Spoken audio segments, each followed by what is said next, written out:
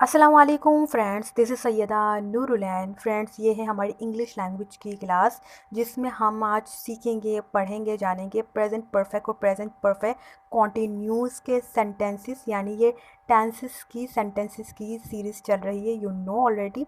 सो इस तरह हम सेंटेंस पढ़ते हैं जो इनकरेक्ट होते हैं और उसके बाद उनके आंसर्स देखते हैं जो करेक्ट होते हैं। तो यहाँ पे परफेक्ट, जैसे कि हम परफेक्ट को जानते हैं, परफेक्ट हो चुका है कोई काम, और यहाँ प्रेजेंट में परफेक्ट यूज़ हो रहा है, यानी कि प्रेजेंट, हाल में जो काम हो चुका है और जो काम प्रोसेसिंग में चल रहा है, मतलब हो भी रहा है और चल भी रहा है। तो यहाँ कॉन्टीन्यूस भी आ गया।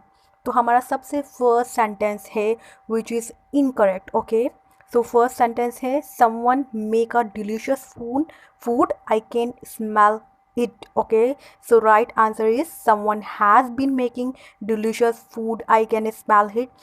आप यहाँ देख रहे हैं जैसे कि परफेक्ट में हैव, हैज़ और हैड वगैरह का इस्तेमाल होता है, तो वो भी यहाँ पे इस्तेमाल हुआ है। पर मेकिंग आईएनजी का इस्तेमाल हुआ है, तो कॉन्टीन्यूस कोई काम हो रहा है और यहाँ पे कोई पास्ट वास्ट की फॉर्म नहीं है। तो make is a present form, is a present verb. कोई काम हो रहा है, आईएनजी लगा दिया। फिर delicious food and I can smell it, मैं इसको सूंघ सकता हूँ, सूंघ सकता हूँ। आई कैन यानी कि ये भी प्रेजेंट की बात हो रही है। अगर कुड का इस्तेमाल यहाँ होता तो ये पास की हो जाती है, आई कुड स्मेल इट, मैं सूंघ सकता था, क्योंकि पास की हम बात कर रहे हैं।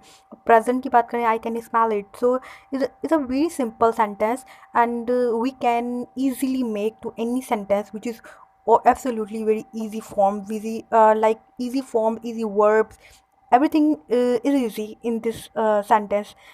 So I think you are getting my right point. Okay, someone has been making delicious food, I can smell it. Someone आया तो यहाँ पे हैज़ आया। अगर जैसे कुछ का फॉर एग्जांपल डे आता तो वहाँ हैव आ जाता। यहाँ पे प्रेजेंट परफेक्ट और प्रेजेंट परफेक्ट कॉन्टीन्यूस के सेंटेंसेस मिला के बता रहे हैं। यहाँ पे समझ में आ रही है, प्रेजेंट परफेक्ट और प्रेजेंट परफेक्ट कॉन्टीन्यूस के पहला वाला सेंटेंस जो हमारा था वो प्रेजेंट कॉन्टीन्यूस का ही है, जिसमें कॉन्टीन्यूस आ रहा है, और ये प्रेजेंट परफेक्ट भी प्रेजेंट कॉन्टीन्यूस भी है। तो यहाँ पे वो सेंटेंसेस बता रहे हैं जो दोनों हैं। ओके, तो हमारा सेकंड क्वेश्चन है I not hear from him since he left home. जब से इसने घर छोड़ा है मैंने इसको नहीं सुना। तो ये क्या इसका आंसर होगा, राइट आंसर क्या होगा इसका? राइट है, सेकंड क्वेश्चन का आंसर है I have not heard from him since he left home. वो ही सब कुछ है, पर यहाँ हैव आ गया नॉट से पहले, और हियर्ड का जो है कि पास का फॉर्म आ गया, हियर्ड आ गया, not here. So I have not heard, मैंने इसको नहीं सुना फ्रॉम हिम जब से, सिंस ही लेफ्ट होम जब से वो घर छोड़ के गया है, फ्रॉम हिम जब से वो घर छोड़ के गया है, left he since he left home जब से इसने घर छोड़ा है। ओके, तो थर्ड क्वेश्चन है हमारा how many kites you make, I make 30। Okay, ये दो क्वेश्चन है जहाँ पे क्वेश्चन मार्क लगा के आगे बताया जा रहा है आई मेक 30। तुमने कितनी पतंगे बनाई हैं? मैंने 30 बनाई हैं। Okay, so answer is how many kites have you made, I have made 30। बनाई हैं, बना रहे नहीं है कि हमने बनाई है, अब भी बनाई है, हम बना चुके हैं वो काइट्स, इसलिए हमने हैव का इस्तेमाल किया है। और हमने ये भी बताया है कि मैड, मैड बोला, नॉट मैक। अगर मैं बोलती making, I am making something, तो आई एम मेकिंग टी, तो इट्स मीन कि मैं प्रेजेंट में कोई चीज़ बना रही हूँ, और मैक मैंने ही बनाई है, अभी बनाई है। अगर मैं कुछ चीज़ बताना चाह रही हूँ कि मैंने वो बनाई है, पर वो प्रेजेंट की बात है, पर वो बना चुकी हूँ, अभी मैं बना नहीं रही हूँ, एटलीस्ट मतलब इस टाइम नहीं बना रही हूँ, तो मैं उसमें मैट का इस्तेमाल करूँगी। वो ज़रा से ये पास लग जाएगा तो वहाँ मैट का इस्तेमाल होगा।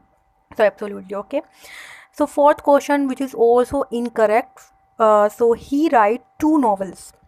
Okay, I think he'll write more. Okay, so fourth answer is he has written 2 novels, I think he'll write more।